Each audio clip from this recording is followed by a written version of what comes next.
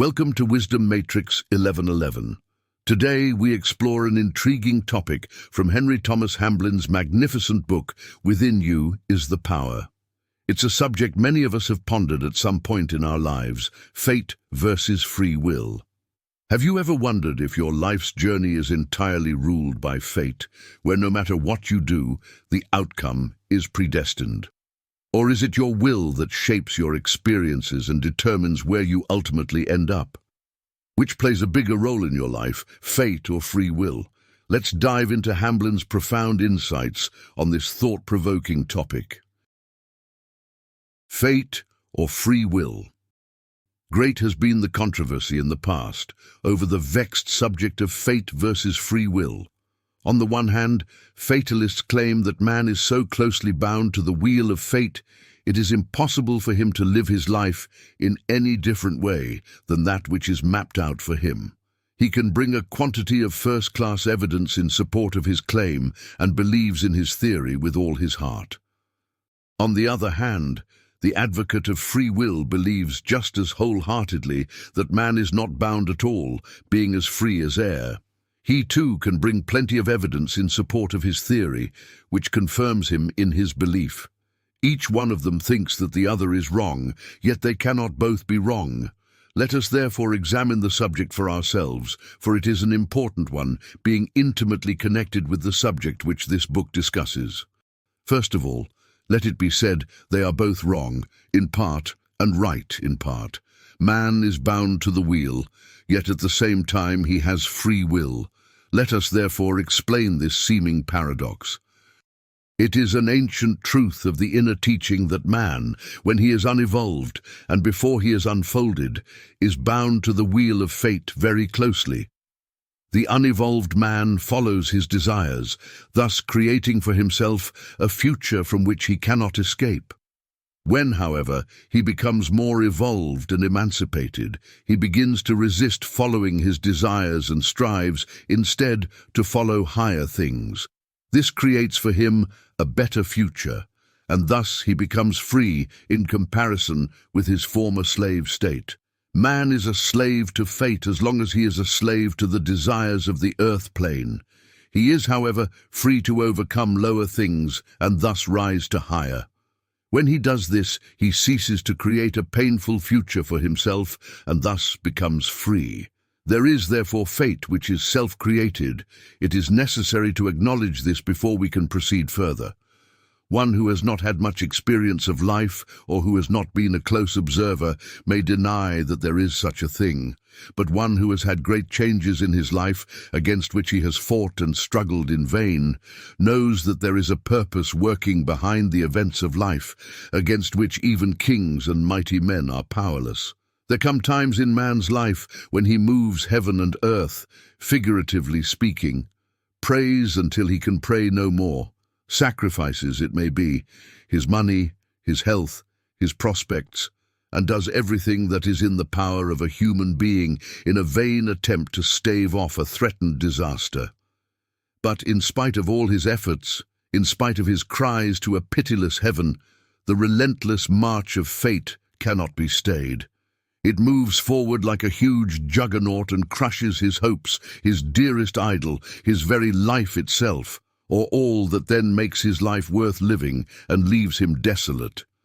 If then, you may ask, fate is so pitiless and so powerful, what can be done with it, and where does free will enter into the matter?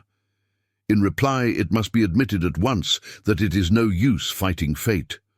The more man fights it, the more completely he gets broken. There are certain main events in each life which must come to pass. These events and changes are inevitable, and it is hopeless to fight against them.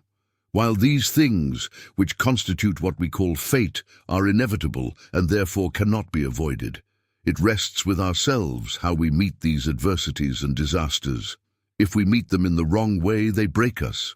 If, however, we meet them in the right way, we become stronger through discipline and experience, thus becoming better fitted to bear life's responsibilities and to overcome its difficulties and temptations. One who meets the setbacks, griefs, bereavements, and disasters of life in the right spirit becomes a strong and rich character. He becomes mellowed through experience, strong, stable, a helpful influence to all who meet him. When things go smoothly and life is a merry round, no philosophy or religion seems necessary. And, as for an inward power, what of it we can do very well without it. So say the thoughtless and inexperienced, but there come times in every life when not only is a philosophy, and that a very sound one, necessary, but also a power of which the finite self knows nothing, is needed in order to raise the soul out of the dust and ashes of its despair. It is one thing to try and meet trouble and adversity in the right spirit, and quite another thing to have the power to do so. One who thinks that he has no power within him, but that all the power is in circumstances, can never rise victorious over his troubles and become a conqueror over life's difficulties. But one who realizes that he possesses a wonderful power that can raise him up, no matter how crushed he may be, can never be a failure in life. No matter what may happen to him, he will play the man and act a noble part. He will rise from the ruins of his life and build it anew in greater beauty and splendor.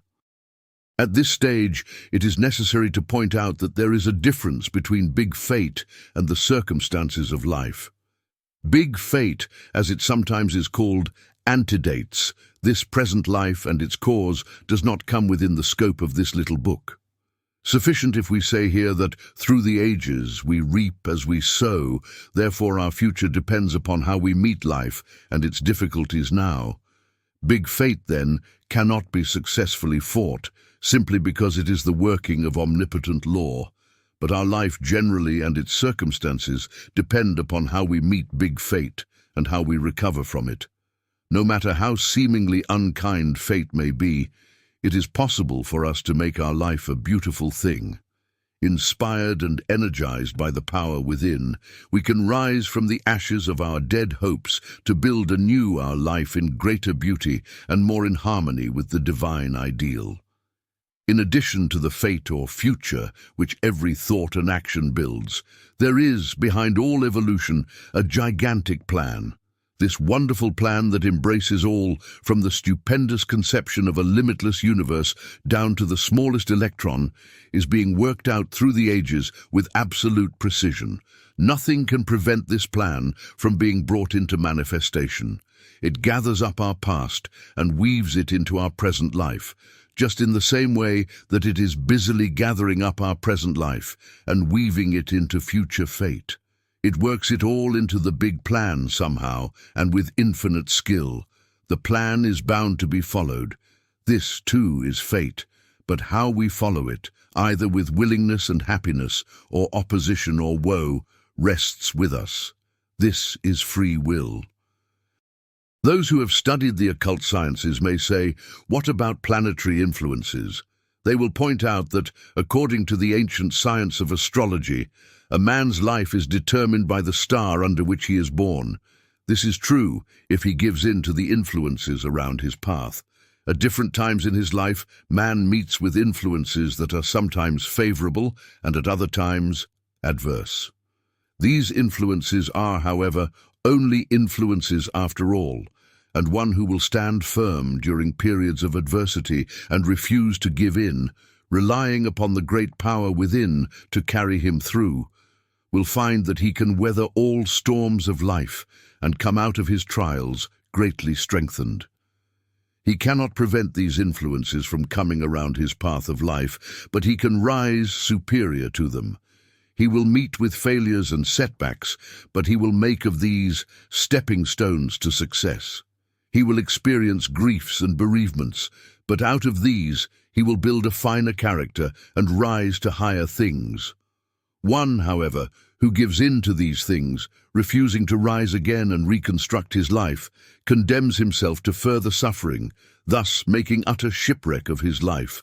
Let the despairing take heart again. Believe in the power within you, and you will rise to heights before undreamed of. With this power to help you, you can accomplish the apparently impossible. Our life here is not governed by a capricious being who blows first hot and then cold, or who favors one person and tortures another. The Supreme Being works through laws that are absolutely just and unchanging. Therefore, all disaster and trouble in the life is the effect of certain causes. These causes are our own wrongdoing in the past, which set in motion forces against which the power and wit and wisdom of man are powerless. However, because the fundamental law of the universe is love, it follows that the working of the law of cause and effect is not vindictive. Its object is our highest good, viz., to bring us into union with the divine or in tune with the infinite. Therefore, by rising up to a higher plane and coming more into harmony and union with the divine, we rob even big fate of something of its power. We cannot oppose it, for by so doing we fight against omnipotence, but we can forestall it by doing willingly and of our own accord that very thing which experience comes to teach us. Another cause is that the soul has failed to learn certain lessons. Therefore, in this life, many painful experiences are brought to bear in such a way as to teach the necessary lessons. The lessons are, however, learnt only if painful or unpleasant experiences are met in the right way. So long as man believes that he is unjustly treated by fate and that he does not deserve what life metes out to him, he intensifies his troubles, both now and hereafter, through not learning the lessons that life desires to teach. When, however, man realizes and admits that life is just and that the cause of all his troubles is within himself, he, like the prodigal son, comes to himself and, soon afterwards, begins his homeward journey. Yet another cause is that the soul is deficient in character. Strength and stability of character can be built up through the soul meeting trouble and difficulty. Again, it must be pointed out that they must be met in the right spirit. It will be seen then that our future depends entirely upon the way we think and act in this life. Our future lies in our own hands. If we violate the law of love in this life, we create disaster and suffering for the future, which will have to be met in the form of big fate of a painful character someday. Therefore, by right thinking and right doing now, we not only ameliorate conditions in this life, but we also create a future that will be more harmonious and freer than anything we have experienced hitherto. It is also necessary to point out that even in this life, some of its big disasters are the result of thoughts and actions committed during this present existence. A youth or young man may commit a folly that brings in after life a terrible retribution. Or he may do another man a grievous wrong, and years afterwards someone else does the same wrong to him. It is always an eye for an eye and a tooth for a tooth on this plane of cause and effect, but the great way shower, by his teaching of the power of love, enables us to rise above these lower things and live a life of harmony and peace. Cause and effect. Man is the cause of the disasters in his life. He reaps through the ages exactly as he sows. Life is perfectly just and rewards every man according to his works. The fate of the present is the reaping of his sowing in, it may be, a distant past. Therefore, the disasters and sufferings of this life must not be attributed to the interference of a capricious and unreasonable God, for the truth is, they are due to the exact working of a perfectly just law. Fate, once created, is irrevocable. It can neither be fought nor evaded. By fighting against fate, man merely smashes himself to pieces. To do so is equivalent to running his head against a stone cliff. The harder he charges, the greater the damage to his head, but the cliff is unaffected. Fate, although largely self-created, is really the divine purpose of life. Therefore, to resist it is to fight against God. Fate, again, is not punishment in any vindictive sense. It is the drawing together of certain remedial experiences through which the soul can learn the lessons it has failed to learn in past ages and thus attain wisdom. The object of fate is the highest good of the individual, although it may entail suffering and painful experiences. Because the disasters in man's life are due to past wrongdoing, it naturally follows that his future depends upon the kind of life that he lives today. If, in the past, he has created for himself a sequence of events and experiences from which it is impossible for him to escape, it is obvious that his future lives depend entirely upon how he lives the present one. It will be seen that if man can learn the lessons of the present life and live in such a way as to cease creating trouble for the future, he is beginning to climb the path of liberation, which is the road all advanced souls have to follow, or rather have the privilege of following. By following this path, man ceases to be bound to the wheel of fate. This little work does not teach reincarnation, but its teaching is based on a belief that man, in reality, is a spiritual being, a divine spark from the sacred fire. Spirit, being immortal, has no beginning or end, therefore always lives. This present life is one of countless experiences, each one of which helps to build up character. There is no death, but only changes from one vehicle to another. There is no beginning or end, or time in reality. These are mere limitations of the human mind. It is impossible for man to die. He can only leave his body. He cannot kill himself, try how he will. He can only force himself out of his body. Man must always go on, whether he likes it or not. He proceeds through the ages, reaping exactly as he sows.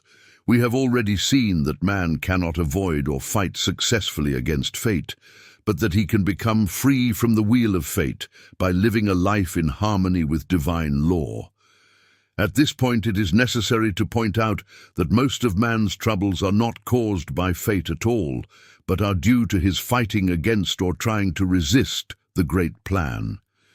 If the experiences of life are resisted, or an attempt is made to evade its discipline, troubles and difficulties will repeat, becoming more painful and insistent until their lesson is learnt and the life changed accordingly. Therefore, man has it in his power greatly to improve his present life, as well as to create a far better future simply by living his life today in harmony with divine law. Further, it is necessary to point out that all thought and action have an immediate as well as a far-reaching effect. It is true that the full effect of life here is not reaped until after our little course on this plane has been run, but great differences are effected in the present life, nevertheless. The way a youth makes use of, or throws away his opportunities, either makes or mars, to a very large extent, his adult career. Opportunities, once allowed to pass, can never be recalled. Sins committed and wrongs done to our fellow men have an unpleasant habit of repeating themselves in a reversed way later in life.